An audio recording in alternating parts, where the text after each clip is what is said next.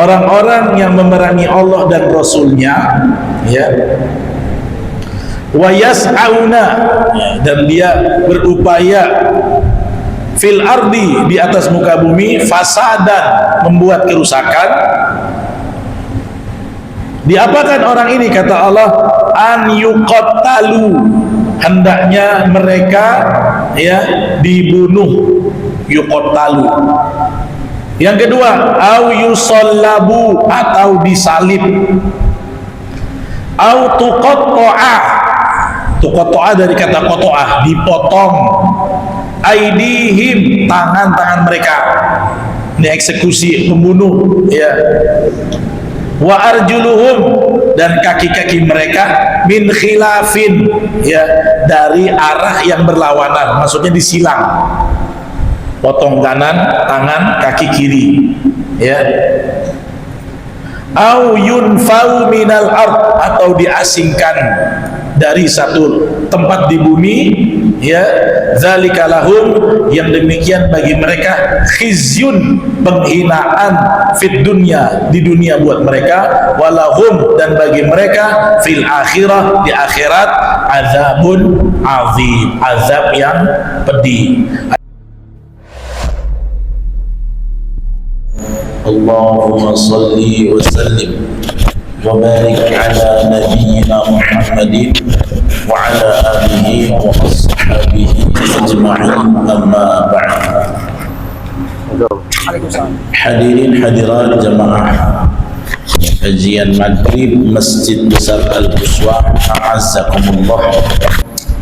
Alhamdulillah, segala puji hanya bagi Allah Subhanahu wa ta'ala yang mengatur alam semesta dengan sebaik-baiknya, termasuk mengatur perjumpaan kita hari ini dengan keadaan sehat walafiat. Mudah-mudahan dengan bersyukur nikmat ini terus Allah ikat dalam kehidupan kita, insyaallah. Salawat dan salam kepada baginda Nabi Muhammad sallallahu alaihi wasallam yang sunnahnya merupakan pelita yang menerangi umat di akhir zaman. Kemudian saya ucapkan mohon maaf karena dua pertemuan tidak bisa membersamai majelis ini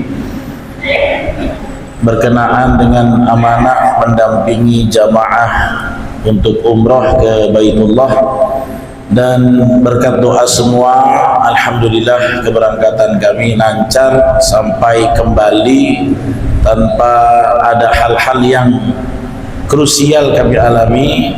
Terima kasih atas semua doanya, barakallahu fikum.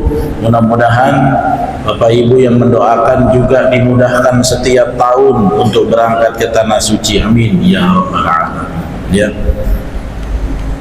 Baik, kita lanjutkan.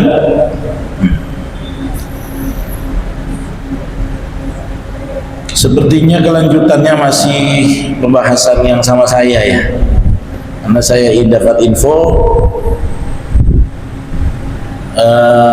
pengganti guru saya Ustaz Rizali membahas ulang balik ke surat An-Nas, betul ya? Jadi ya sayang sebenarnya, saya berharap untuk berkelanjutan karena surat An-Nas itu mungkin berkali-kali dibahas, banyak ayat-ayat yang belum kita ketahui tabir rahasianya. Tapi itulah, kalau memang salah satu kajian yang sangat agak sulit saya cari pengganti itu kajian tafsir, gitu ya. Banyak teman-teman yang berkeberatan karena memang amanah mengisi kajian tafsir ini bukan main-main, yang harus betul-betul paham ayatnya, menguasainya, banyak membaca literasi dari berbagai para mufassirin. Itulah yang makanya yang saya risaukan itu, ya. Tapi ala kulli hal yang penting walaupun tidak dilanjutkan pembahasan, majelisnya tidak kehilangan. Kalau saya tidak salah kita terakhir bahas tentang Qabil dan Habil, kan? Ya. Itu ayat 21, 31 Al-Maidah. Berarti sudah selesailah Qabil dan Habil, sudah tuntas, ya. Sudah tuntas sampai dibunuh. Kemudian sampai Qabil bingung menguburkannya, kan, didatangkan oleh Allah Ghurab. Ghurab itu toir, toir itu artinya burung, ya, dia menguburkan temannya yang mati dilihat oleh Qabil, ya, karena tidak ada manusia sebelum itu, ya memang belum banyak manusia, Adam, Hawa, Qabil, Habil, Iklimah, belum ada terjadinya pembunuhan di dunia. Siapa yang melakukan pertama? Ya Qabil, itulah pembunuhan di dunia ini. Maka setelah membunuh dia bingung mau diapakan, mayatnya Habil mau diapakan, dia bingung. Makanya Allah kasih dia petunjuk di ayat 31. Fab'atsallahu ghuraban. Allah kirim satu burung yabhatsu fil ardi, dia menggali-gali dengan paruhnya di tanah, liyuriyahu kaifa yuwari sau'ata akhi, untuk menunjuki dia, maksudnya Qabil, bagaimana menguburkan saudaranya. Ya. Nah, pembahasan berikutnya ayat 32. Ini tentang relevansinya dengan 31 sama, tentang pembunuhan. Ya, silakan dibuka ayat 32 sampai 34 mungkin ya. Ini suara saya agak hilang, jadi mohon maaf saya pelan-pelan ya. Kalau digas dia hilang betul nih ya.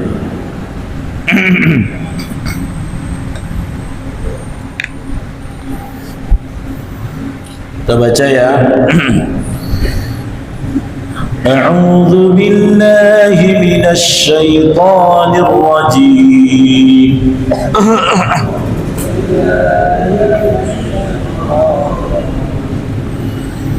Bismillahirrahmanirrahim.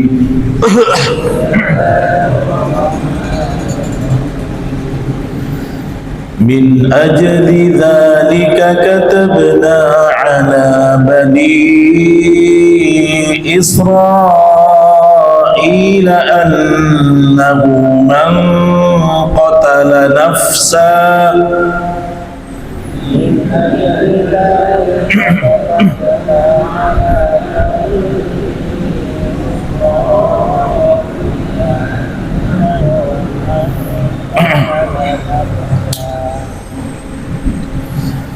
أنه من قتل نفسا بغير نفس أو فساد في الأرض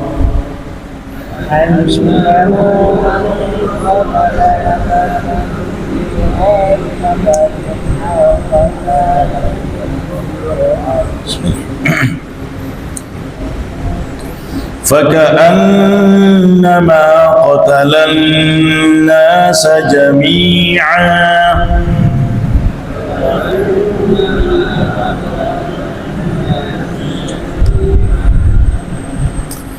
ومن أحياها فكأنما أحيا الناس جميعا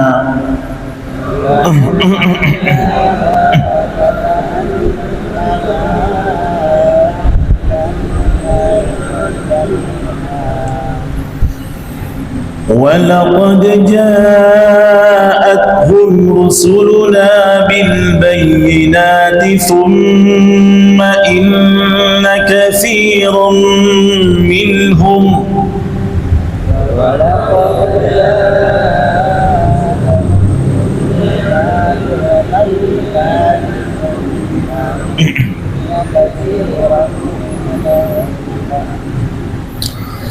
ثم إن كثيرا منهم بعد ذلك في الأرض لمسرفون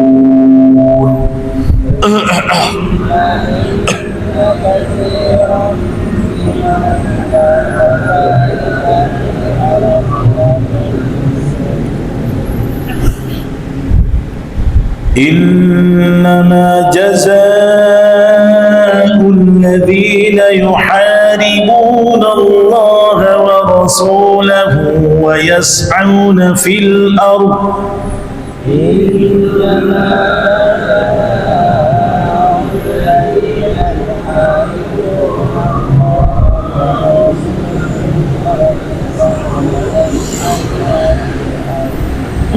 ويسعون في الأرض فسادا أن يقتلوا أو يصلبوا أو تقطع أيديهم ويسعون في الأرض فسادا أن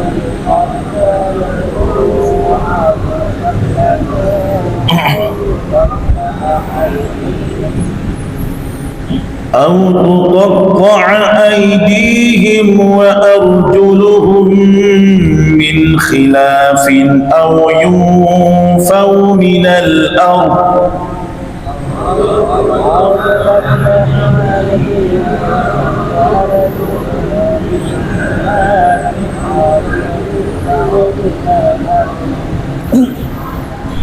ذلك لهم خزي في الدنيا ولهم في الآخرة عذاب عظيم.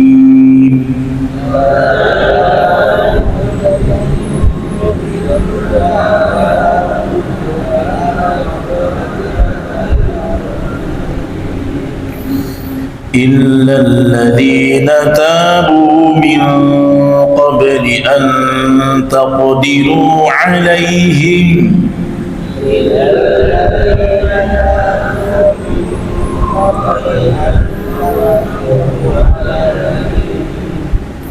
فاعلموا أن الله غفور رحيم.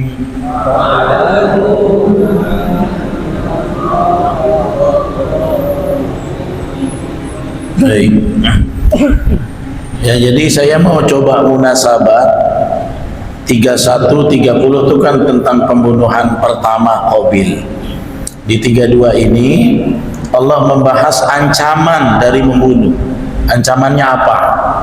Konsekuensi, ya. Atau hukumannya sebesar apa? Gitu ya. Allah berfirman di ayat 32, min ajli dzalik. Min ajli itu oleh karena yang demikian.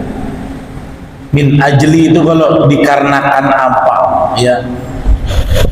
Misalnya begini, ada orang yang menuntut ilmu. Untuk apa? Min ajlil ilmi, ya, oleh karena ingin ilmu. Tapi kalau orang nuntut ilmu supaya apa?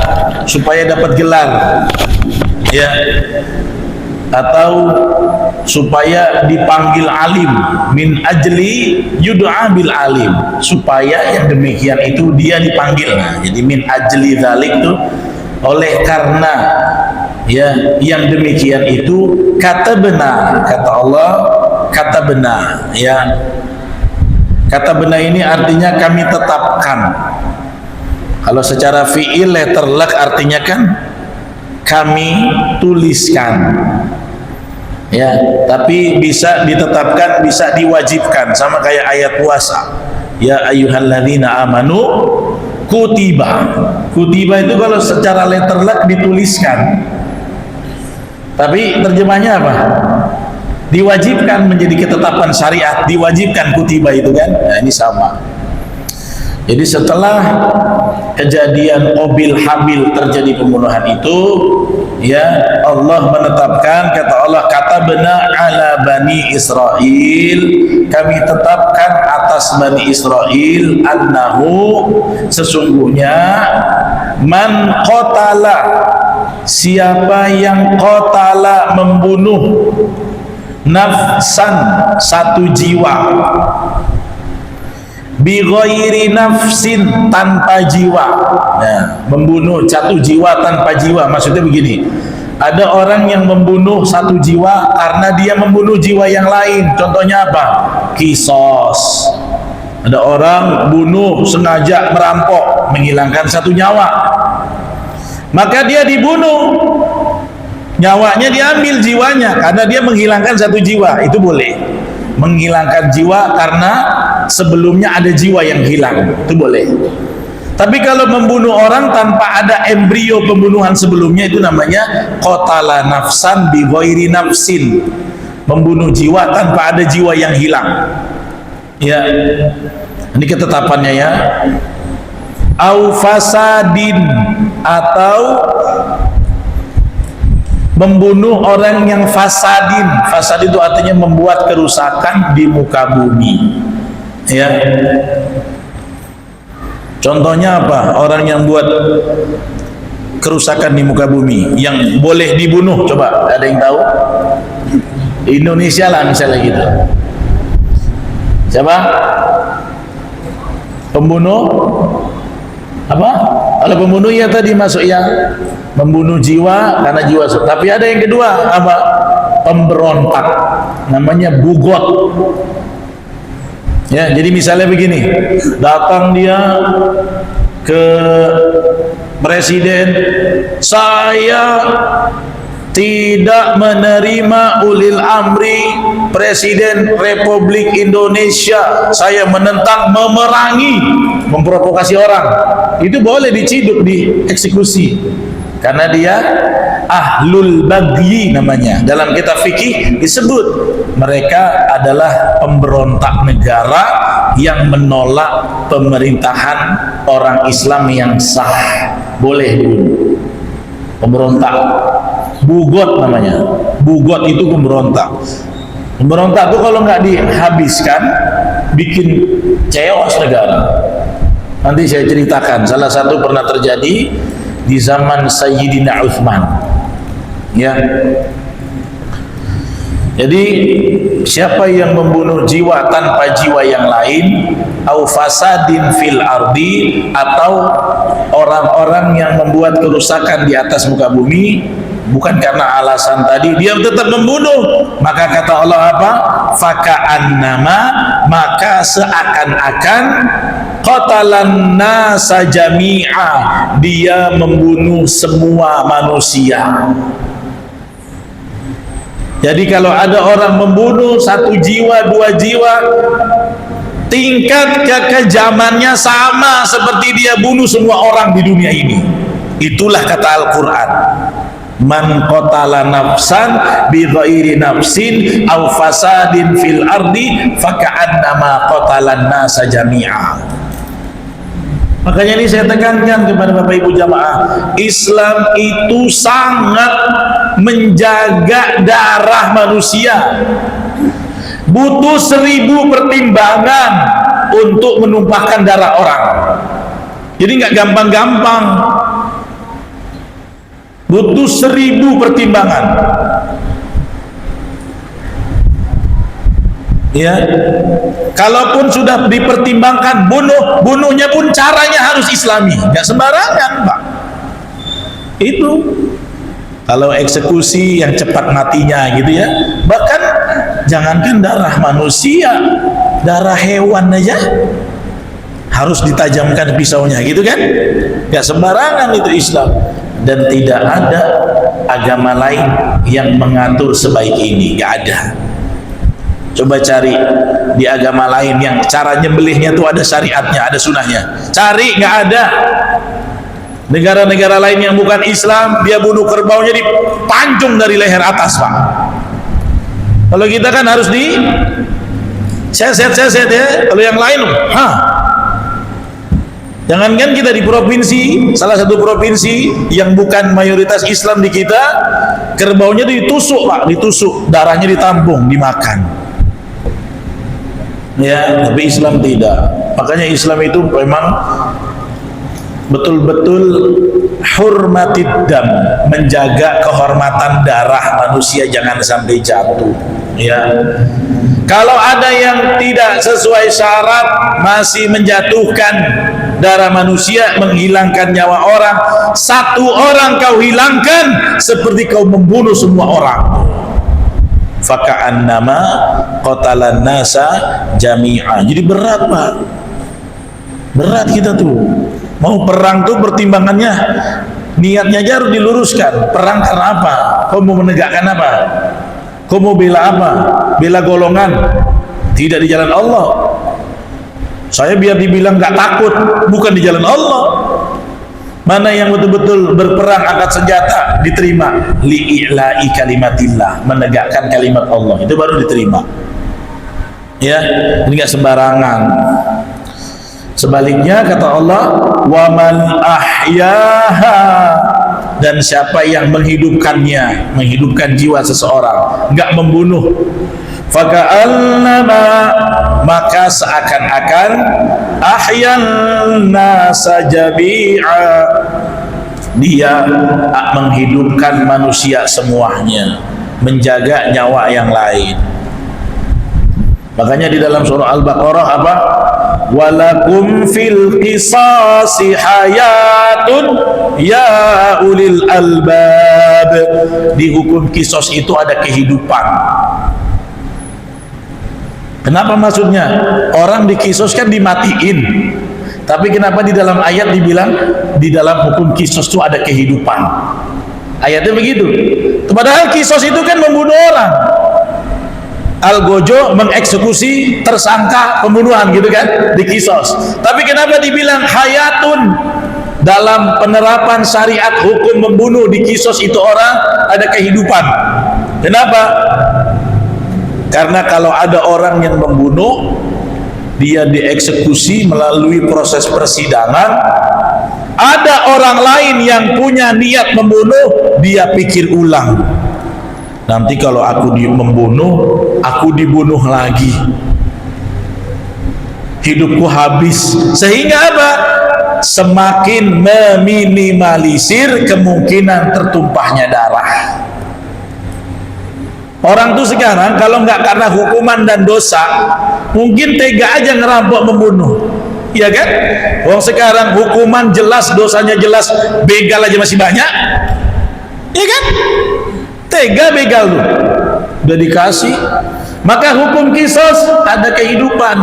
Dengan diterapkannya hukum kisos, efek jerah, orang yang punya niat begitu mengurungkan niat, akhirnya nyawa orang jadi terjaga. Makanya walakum fil qisasi hayatun ya ulil albab. Di dalam kisos ada kehidupan. Ya. Makanya ketika kita menjaga nyawa seseorang, itu seperti kita menjaga seluruh manusia, nyawa seluruh manusia. Ya. Lanjut, walaqad ja'athum, dan sungguh telah datang, ja'athum kepada mereka, rusuluna. Ya.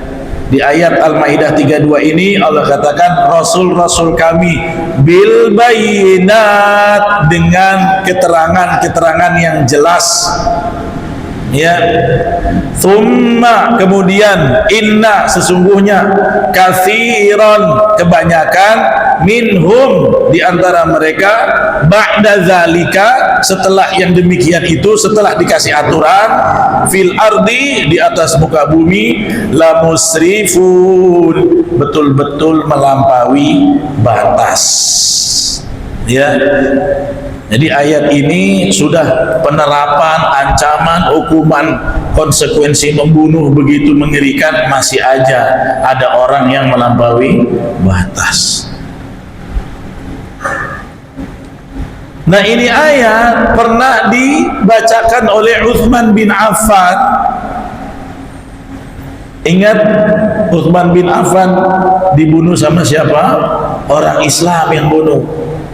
Siapa yang bunuh Utsman? Khawarij, ahli Quran, ahli ibadah, rajin puasa, tapi membunuh khalifah. Tahu nggak kenapa? Karena Qurannya cuma di mulut, nggak sampai hati dan pikiran. Makanya kata Nabi, mereka ini orang yang membaca Quran, yamruquna minad din, tapi terpental dari agama seperti anak panah terbang dari busur. Maksudnya apa? Dia baca Quran, dia hafal Quran, tapi salah, nggak tahu maknanya, nggak tahu makna ayat. Makanya ketika Khawarij ini bunuh Utsman, dia baca ayat. Apa kata dia? Wa man lam yahkum, atau innil hukmu illa lillah, tidak ada hukum kecuali milik Allah. Jadi menurut interpretasi dia, Utsman bin Affan ini tidak menerapkan kebijakan sebagai pimpinan sesuai hukum Allah, halal darahnya. Khawarij. Padahal kalau Bapak mau tahu, singkat aja ya, pembunuh Utsman ini tidak pernah ada sejarah tulis namanya siapa, tidak pernah. Kalau pembunuh Ali ada Abdurrahman bin Muljam, pembunuh Umar ada Abu Lu'lu'ah al-Majusi, tapi pembunuh Utsman tidak pernah ada nama tokohnya. Kenapa? Dikeroyok rame-rame di rumah khalifah. Berapa orang? 5.000 orang, datang dari Mesir, datang dari Syam, datang dari Kufah.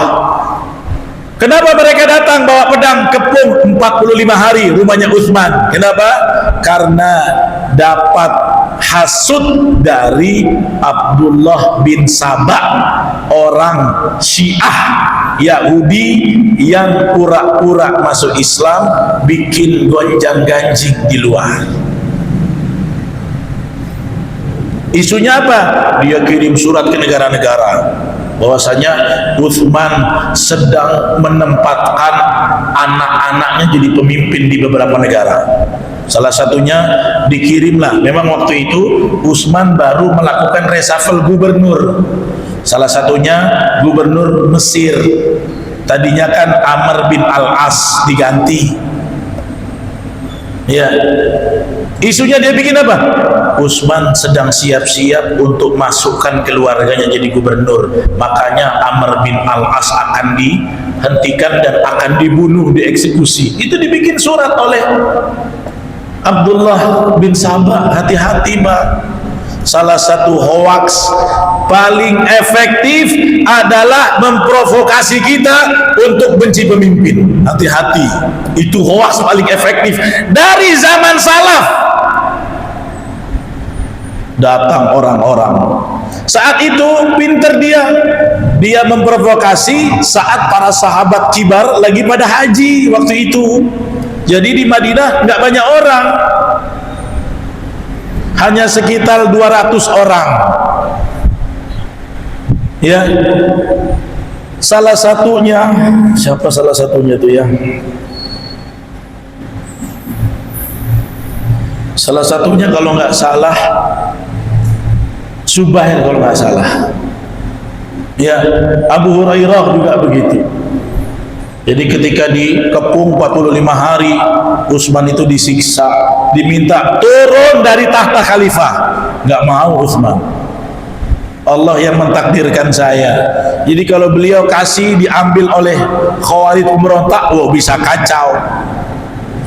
Sampai istri Sayyidina Utsman mencegah, ya jangan kalian zalimi. Utsman ini sahabat Nabi, bahkan beliau menantu Rasulullah, dua istrinya, dua putri Nabi, makanya disebut Dzunnurain. Utsman bin Affan disebut Dzunnurain, pemilik dua cahaya. Nggak mungkin Utsman macam-macam, tapi yang namanya isu benci dengan pemimpin itulah yang paling gampang. Anda paling gampang. Misalnya isu tentang Pak Jokowi disebar, yang benci besok langsung banyak. Betul tidak? Sekarang Pak Prabowo presiden terpilih, dibikin isu macam-macam, paling gampang percaya. Makanya kita tuh dikasih otak, jangan gampang sebar-sebar, jangan gampang telan-telan. Nah saat itu sahabat kibar, makanya kata para ulama, hampir ribuan orang yang mengepung rumah Utsman itu bukan dari golongan sahabat Muhajirin Ansor. Sahabat nggak ada. Jadi itu kalangan setelahnya. Nah akhirnya Pak, datang beberapa sahabat berbaiat sama Utsman. Ya Utsman, kami berbaiat perang membela engkau. Tapi apa kata Utsman? Kalau kau mau taat sama saya, pulang, sarungkan pedang. Dibaca ini, waman ahyaha faka'annama ahyanna sajami'ah. Barang siapa yang menjaga, menghidupkan nyawa manusia, dia telah melindungi, menghidupkan seluruh jiwa manusia. Utsman ndak kasih sahabat itu untuk angkat senjata bela beliau. Ini kecerdasan pemimpin. Beliau lebih memilih beliau aja yang meninggal. Akhirnya dibunuh. Sampai istri Utsman mengatakan, jangan, khalifah yang kalian zalimi ini adalah sahabat Nabi, menantu Rasulullah. Dihalau, tangan istrinya ditebas, Pak. Tangan istri Utsman ditebas, putus oleh orang Khawarij. Sadis. Tapi ketika ada sahabat yang sekitar 200 orang di Madinah yang tidak ikut haji, ingin berbaiat untuk angkat senjata membela Utsman, Utsman bilang, pulang kalian semua, taati saya sebagai Amirul Mukminin, pulang, tidak usah. Dicoba dirayu di penjelasan diplomatis, akhirnya Utsman meninggal di tangan pedang-pedang orang Islam pemberontak yang disebut Khawarij. Silakan cari di semua literatur sejarah, hampir nggak ada namanya. Karena apa? Ramai-ramai mereka membunuh Utsman itu, ramai-ramai. Pertanyaan saya, kenapa Utsman tidak perintahkan sahabat yang 200 itu angkat senjata bela beliau? Kira-kira kenapa? Apa karena takut? Karena pemimpin yang cerdas itu dia akan ambil sesuatu yang mudaratnya lebih tipis. Sekarang saya tanya, kalau 200 itu angkat senjata, yang ditebas, yang dibunuh orang apa? Orang Islam. Kalau mereka yang terbunuh, yang membunuh mereka orang Islam. Yang nyerang orang Islam, yang dibunuh orang Islam. Pertumpahan darah terjadi. Tapi dengan beliau suruh sahabat yang lain pulang, berarti beliau hanya sendiri yang akan menerima konsekuensi itu. Sehingga apa? Mengurangi tertumpahnya darah, hilangnya nyawa. Akhirnya sahabat yang lain itu pulang. Nggak mau, Utsman nggak kasih membela beliau, dan beliau dibunuh di tangan orang-orang Khawarij. Ini sejarah nggak banyak yang bahas, Pak. Kita harus tahu. Ya, jadi kalau ada pemimpin zaman sekarang itu menjadi pemimpin, banyak yang tak suka. Jangankan sekarang, sekelas Utsman aja banyak yang nggak suka kok. Saya menjadi pemimpin, semua harus suka 90%, nggak mungkin. Saya sama Utsman mana lebih bagus, Pak? Mana ada seujung kukunya. Cuman pelajarannya buat kita, jangan gampang-gampang kena hasutan tentang benci pemimpin. Makanya setelah kasus Utsman meninggal ini, kasus baru terjadi apa? Perang Jamal. Perang Jamal itu antar siapa? Kubunya kan setelah Utsman dibunuh, Ali diangkat, dibaiat jadi khalifah. Waktu itu Sayyidina Ali lebih fokus pada tanzimud daulah, membersihkan kabinet dari orang-orang pemberontak. Tapi Sayyidina Ali termasuk yang mengusung Ali jadi pemimpin itu orang-orang pemberontak yang bunuh Utsman. Mereka habis bunuh Utsman, nyorong Ali supaya jadi pemimpin. Tapi Sayyidina Ali tidak mau disetir dengan hawa nafsu mereka. Makanya mereka bikin isu lagi.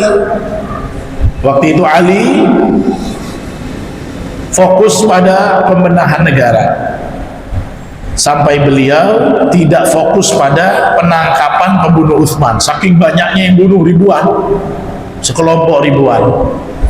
Nah, Aisyah waktu itu di Mekah. Sayyidah Aisyah punya pandangan lain. Kata Aisyah, harusnya Ali bukan mengurus negara dulu, tapi menangkap dulu pembunuh siapa? Pembunuh Utsman bin Affan. Akhirnya ketika dua ini ingin bertemu, dikonfrontir untuk bermusyawarah, disitulah hasutan masuk lagi, terjadilah perang antara kedua kubu. Kubu Ali dan tentaranya, kubu Aisyah dan loyalisnya. Terjadilah namanya Perang Jamal.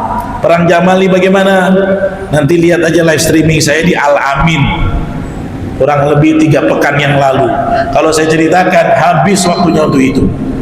Perang Jamal, intinya ya itulah yang terjadi. Maka Sayyidina Utsman mengucapkan tentang ayat ini agar menjaga nyawa tidak banyak jatuh. Begitu Pak ya. Jadi bukan karena penakut, karena menjaga nyawa seseorang. Satu nyawa seperti menjaga seluruh nyawa manusia.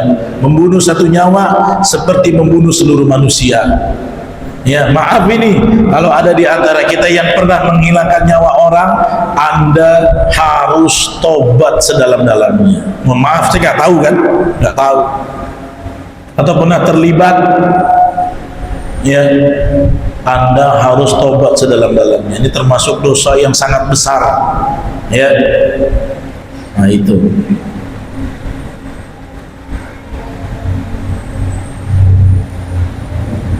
Lanjut, ayat berapa?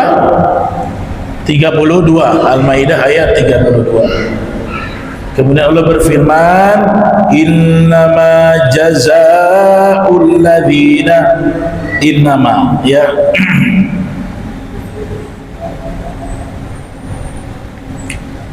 Sesungguhnya, ya, jaza itu artinya balasan.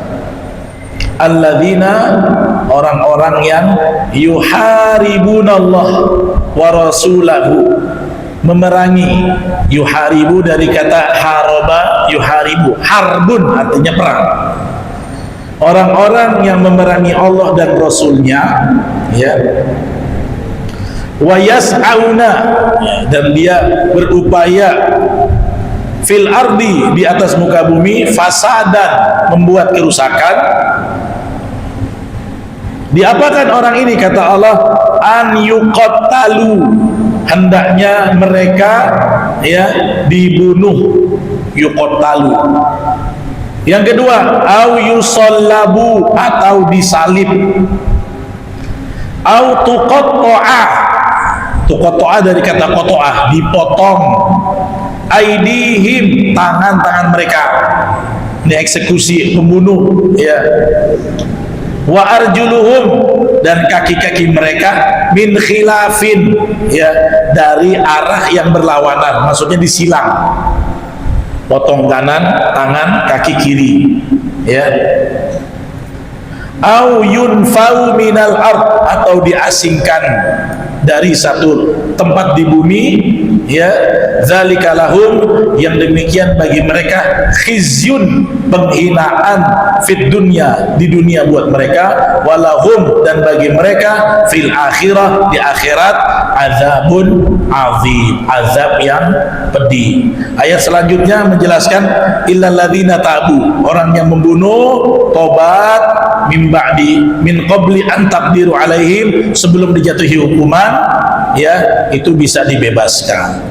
Nah ini ayat 33 tentang apa? Nah di sini Al-Imam Ibnu Katsir meriwayatkan hadis dari Imam Bukhari, juga riwayat dari Imam Muslim, membahas tentang kaum namanya Arihah di Bahrain zaman Nabi. Siapa kaum Arihah ini? Kaum Arihah ini datang dari Bahrain kepada Rasulullah. Mereka sakit, ibu-ibunya sakit sampai warna kuning. Kalau sekarang namanya sakit kuning, ya. Sakit kuning itu sakit apa sih? Liver, ya. Liver kan? Ya, sakit di perutnya lah, liver. Inilah syariat bolehnya minum kencing unta. Waktu itu datang kepada Nabi, ya Rasulullah, sesungguhnya kaumku sakit sampai menguning-menguning. Maka kata Nabi, kamu datang ke tempat fulan, itu penggembala dari unta dan hewan ternak hasil zakat dan sedekah. Jadi ada peternakan, ya, yang termasuk zakat produktif, punya baitul mal orang Islam, ya. Ibaratnya gini, Indonesia punya aset misalnya peternakan sapi wagyu di Jepang, gitu kan, nanti keuntungannya untuk negara. Dulu di zaman Nabi ada peternakan itu. Nabi bilang, datang kepada si fulan, bilang sama penggembalanya yang soleh itu, aku perintahkan kalian peras susu untanya, minum air kencingnya, kalian minumkan, ya. Akhirnya apa? Diminumkan, dikasihkan, sembuh, alhamdulillah, dengan izin Allah melalui lisan Rasulullah. Setelah sembuh, mereka kembali murtad dibunuh penggembala, dirampok ternaknya, dibawa ke kampungnya ke Bahrain. Apa nggak kecewa? Kecewalah. Udah dibantu, dikasih hati, minta jantung, paru-paru pun diambil sekali. Akhirnya apa yang terjadi? Ya Nabi perintahkan untuk mereka ditangkap. Setelah ditangkap, karena mereka murtad, membunuh, merampok, 3 dosa nih. Murtad, membunuh, merampok hasil ternaknya, diambil lagi ternaknya, Nabi suruh dieksekusi. Ada yang disuruh dibunuh, ada yang yusallabu, disalib, ada juga yang Nabi perintahkan dipotong, autuqatta'a aidihim wa arjuluhum min khilaf. Tadi kanan dipotong, kaki kanan, tangannya kiri disilang oleh itu. Makanya ketika di zaman Khalifah Hajjaj bin Yusuf dibilang, dulu Rasulullah pernah mengeksekusi satu kaum, namanya kaum Arihah di Bahrain. Akhirnya mereka, ya Hajjaj bin Yusuf ini mau eksekusi orang dengan cara itu. Tapi kata para ulama, ini khusus untuk kasusnya Rasulullah saja, yang lain tidak diperkenankan. Bahkan dalam tafsir Ibnu Katsir membahas beliau, syariat ini masih muhkam, masih jadi hukum, atau sudah dimansukh. Karena setelah itu banyak yang Nabi luruskan. Setelah ini Allah tidak izinkan lagi aku menghabisi nyawa orang, menghukumi yang bersalah dengan cara yang demikian. Dipotong tuh, nggak boleh lagi. Mau dieksekusi langsung disembelih saja kepalanya. Ya, nah jadi ini. Dan di dalam ayat ini tiga-tiga ada pilihan. Ya, pilihan aja. Au yuqattalu, kata para ulama, boleh dibunuh, au yusallabu, atau disalib, atau dipotong tangan dan kakinya secara bersilangan. Dan ini pernah terjadi. Ya, wajar lah ya, karena dia murtad, membunuh dan merampok, padahal sudah ditolong. Nah, tentang air kencing unta ini terakhir, para ulama ada yang berpendapat ini kekhususan pada zaman itu. Nabi kasih mereka petunjuk minum air kencing unta saat itu yang menderita penyakit liver. Tapi untuk saat ini syariatnya tidak berlaku lagi karena sudah banyak obat-obat yang lain. Walaupun banyak ulama, ya sebagian besar ulama-ulama di Haramain tetap, ya enggak, dari dulu Nabi tunjuki kencing unta bisa sembuhkan, sekarang pun masih bisa. Jadi yang mau minum terserah. Kalau saya pribadi masih ada apotik, itulah dulu. Kalau udah tak ada lagi apotik, barulah minum air kencing unta. Antum yang mau coba silakan. Saya kemarin ketemu unta, saya nggak minta pula air minumnya. Ya nggak maulah, masih ada obat-obat yang lain. Saya kira itu ya pembahasannya, segera saya tuntaskan. Nggak ada tanya jawab ya, udah habis kan? Nggak sempat, boleh dijawab atau minggu depan? Nah, saya jawab singkat aja. Apakah air kencing yang keluar setelah buang air kecil yang keluarnya sedikit itu najis, mengingat hal tersebut merupakan kesulitan terutama saat akan sujud dan berdiri?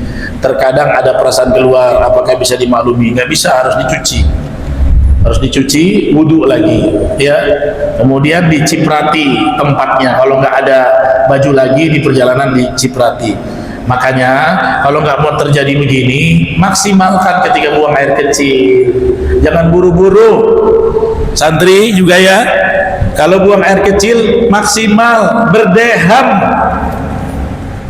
Apa guna berdeham tuh? Kadang berdeham tuh keluar lagi sedikit, seret. Kalau bapak ibu sholat keluar dia najis, kasihan nanti nasib sholatnya. Jangan cepat-cepat ya. Jadi ketika buang air kecil sampai tetes terakhir itu deham lagi, dehamnya serius. Jangan nggak keluar lah kawan tuh. Serius ini Pak ya, terutama bapak-bapak, karena bapak-bapak kan ada pipanya, dia bisa nyangkut di pipa. Kalau perempuan tidak. Tolong jangan kebanyakan orang diazab di kubur karena ini, gara-gara masalah kencing. Yang kedua, bagaimana hukum sholat dengan pakaian yang basah karena kehujanan? Boleh, yang penting gak najis. Bagaimana tata cara sholat dalam air? Apakah ada tata caranya? Keluar dari air, cari tempat yang tak ada air, sholatlah dia. Ngapain sholat sambil berenang? Susah ya. Jadi keluar dari air ya. Lagi berenang ya, setelah berenang baru kita sholat. Demikian ya, tidak ada tanya jawab dulu karena saya menghabiskan pembahasan ini, kurang lebihnya mohon maaf. Kita tutup dengan kafaratul majlis. Subhanakallahumma wa bihamdika asyhadu an la ilaha illa anta astaghfiruka wa atubu ilaik. Assalamualaikum warahmatullahi wabarakatuh.